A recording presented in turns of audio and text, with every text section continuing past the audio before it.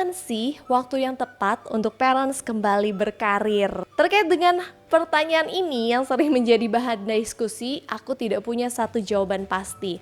Namun, aku punya beberapa pertimbangan yang aku lakukan yang mungkin bisa dijadikan pertimbangan juga untuk para moms yang akan kembali berkarir ataupun berkarya, memberikan manfaat tidak hanya bagi keluarga namun juga bagi orang-orang di sekitarnya. Yang pertama banget ku akan menjadikan pertimbangan adalah berusaha untuk bisa memberikan ASI eksklusif bagi anak. ASI bisa diberikan selama anak berusia sampai dengan usia 2 tahun. Namun untuk ASI eksklusif adalah dari lahir hingga 6 bulan. Sehingga bila memungkinkan banget, misalnya kepepet banget sudah harus bekerja, adalah di masa 6 bulan pertama tetap diusahakan untuk bisa memberikan ASI eksklusif bagi buah hati. Insya Allah, Allah sebagai pencipta manusia sudah memberikan formula terbaik nih untuk putra-putri kita dengan melalui ASI yang dianugerahkan kepada para ibu. Dan terkait bagaimana sih untuk bisa menyiapkan mental dan juga kita bisa mempersiapkan diri, dan tentunya dari mental ini akan sangat berpengaruh untuk produksi ASI di tubuh kita juga. Nah, itu bisa saksikan di videoku terkait dengan tips dalam mempersiapkan kelahiran. Ada kondisi-kondisi di Indonesia itu kan biasanya wanita dapat cuti kelahiran adalah selama 3 bulan, sehingga memang dia bisa intens fokusnya adalah di 3 bulan terlebih dahulu. Seandainya ini sudah punya pekerjaan tetap gitu ya, di 3 bulan dia memberikan ASI, intens berinteraksi dengan buah hatinya, terus habis itu bisa mengurus langsung pagi, siang, sore, malam di 3 bulan tersebut. Nah, namun di 3 bulan itu kita jangan terlena, harus bisa nyimpen ASI, terus habis itu mempersiapkan nih nanti setelah masuk kerja akan dijaga oleh siapa, signifikan other kita siapa, bagaimana menjaga keamanan anak kita ketika seandainya yang akan menjaganya adalah bukan lingkungan circle satu kita, bukan ibu atau bude atau orang terdekat kita gitu ya, tapi kita akan meng-hire orang lain. Nah, support seperti apa yang bisa kita lakukan untuk menjaga keamanan dari buah hati, karena kadang-kadang kita tidak tahu orang seperti apa yang akan menjaga anak kita kalau misalnya kita hire dari luar orang baru seperti itu. Jadi apakah dengan kita mempersiapkan CCTV atau misalnya kita ditinggal di lingkungan yang memungkinkan tetangga untuk bisa membantu memonitor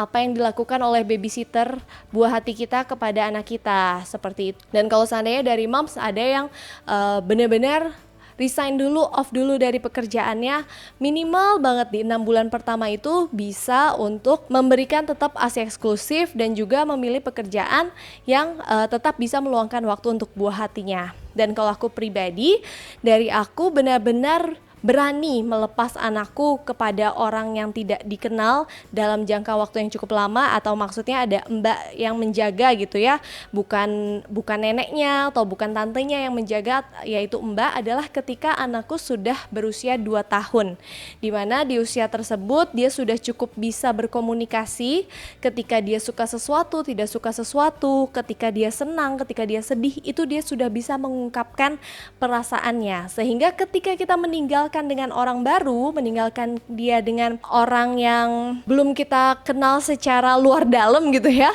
Nah, itu kita udah bisa mengajak komunikasi, paling tidak ketika di malam hari pas kita bertemu, kita cross check apa saja yang kamu lakukan. Selain di rumahku pun kita menyediakan CCTV untuk menjaga, turut memantau, dan juga alhamdulillah aku tinggal di lingkungan yang antar mbak tuh bisa saling ngobrol gitu. Jadi aku bisa nanya ke mbak tetangga, Nami kalau lagi main ngapain aja, mbaknya gimana pas ngejaga Nami. Jadi kita melakukan cross check dan intensif untuk bisa memfollow up bagaimana kondisi perkembangan buah hati kita, dan bagaimana ketika ada orang lain di luar circle terdekat kita yang kita amanahkan untuk menjaga buah hati. Namun kalau dari aku pribadi pun tetap memilih pekerjaan-pekerjaan yang sifatnya freelance, sehingga tidak yang dalam runut waktu setiap hari, atau misalnya ketika anakku butuh atau sakit, aku tetap bisa mengutamakan kondisi buah hatiku terlebih dahulu. Nah, Dan saat ini alhamdulillah ketika Nami berusia 2 tahun itu mulai kadang-kadang tadi aku mulai lepas, ada mbak yang menjaga sekali 2 kali, itu dia akan menjaga Nami untuk bermain, dan juga misalnya aku ada kerjaan-kerjaan di luar MC dan lain sebagainya. Ketika dia umur masuk ke 3 tahun itu sudah alhamdulillah sudah lulus toilet training, makan pun sudah lebih teratur, sudah lepas dari ASI, terus habis itu sudah lebih mandiri lah. Nah di situ barulah aku mengambil pekerjaan freelance yang dalam jangka waktu lebih rutin, karena tetap dalam membimbing dia untuk lebih lanjut. Dan juga di sini untuk berkarir itu tidak harus ke kantor, tidak harus pekerjaan-pekerjaan rutin, namun peluang kita untuk bisa berkarya saat ini tuh sangat banyak sekali. Banyak teman-temanku yang akhirnya jadi berdagang dari rumah, terus habis itu juga membuka bisnis online dan mengasah skill-skill kemampuan lainnya yang bisa dia tetap berkarya namun tetap bisa memberikan bimbingan dan juga pemantauan kepada buah hatinya. Nah di usia 3 tahun itu barulah tadi aku mengambil freelance yang dalam runut lebih rutin. Kini Nami sudah berusia 5 tahun, alhamdulillah dia sudah mulai punya aktivitas di luar keluarga, dia sudah punya kehidupan sekolah, sudah berinteraksi sosial lebih luas lagi dibandingkan hanya di rumah dengan tetangga dan keluarga. Dia sudah punya jam rutin aktivitas sekolah, aktivitas kursus, les dan kegiatan lain sebagainya. Barulah aku mempertimbangkan untuk memilih pekerjaan yang lebih punya dedikasi waktu di luar lebih. Nah ini mungkin bisa jadi juga pertimbangan untuk para mom semua, dan tentunya kondisi dari setiap keluarga, setiap orang itu sangat berbeda-beda. Namun semoga tentunya dengan kita berusaha memberikan yang terbaik bagi anak dengan berbagai pertimbangan berdasarkan kemampuan dan kondisi kita yang terbaik, kita bisa memilih waktu yang terbaik untuk bisa kembali berkarir dan berkarya, dan juga kita memiliki support system yang baik untuk bisa mendukung. Dan hal ini penting loh moms untuk bisa didiskusikan dengan pasangan bahkan dari sebelum menikah dan sebelum misalnya udah keburu nikah nih tapi saat ini belum memiliki momongan. Nah itu bisa kita diskusikan terlebih dahulu dengan pasangan, karena seringkali ketika tidak satu visi, tidak satu sudut pandang yang sama terkait dengan hal ini menimbulkan konflik-konflik atau kendala ke depannya. Dan baiknya ketika kita bisa mengkomunikasikan hal tersebut supaya tidak jadi dipendam dan malah bikin stres sendiri.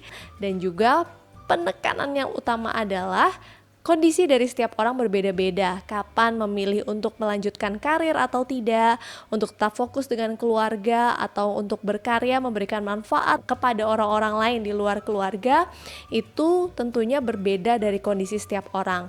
Yang paling bisa kita lakukan adalah menahan lisan kita, menahan judgement kita kepada kondisi-kondisi orang lain di luar sana. Ketika misalnya alhamdulillah bisa full time untuk anak-anaknya, alhamdulillah itu suatu rezeki yang mungkin tidak bisa dirasakan oleh banyak orang lainnya. Ketika bisa berkarir tapi ada pengorbanan lainnya, tetap bisa dicari sisi alhamdulillahnya juga, memiliki kesempatan dan semoga tetap bisa membagi waktu dengan keluarga. Jadi yang utama adalah kita sebagai sesama ibu untuk bisa support satu sama lain dan menjaga lisan kita untuk tidak menjudgment orang lain, karena kita tidak tahu bagaimana kondisi dari orang tersebut dan tentunya setiap orang mempunyai pertimbangannya masing-masing. Demikian sharing yang aku sampaikan kali ini, semoga ada manfaat atau hal baik yang bisa didapatkan ya mam. Sampai jumpa di channel-channel lainnya. Jangan lupa untuk komen, mau curhat sekalian juga boleh di komentar di bawah, lalu di like video ini dan juga di share seandainya dirasakan manfaat, atau misalnya pengen diskusi sama pasangan tapi bingung nih ngebukanya dari mana, bisa share lewat video ini, ngajak pasangannya buat nonton sehingga habis itu bisa didiskusikan peluang-peluang atau ganjalan-ganjalan di hati yang ingin disampaikan ke depannya ya. Oke, semoga manfaat. Sampai jumpa di channel Mami Nam Nam lainnya. Wassalamualaikum warahmatullahi wabarakatuh.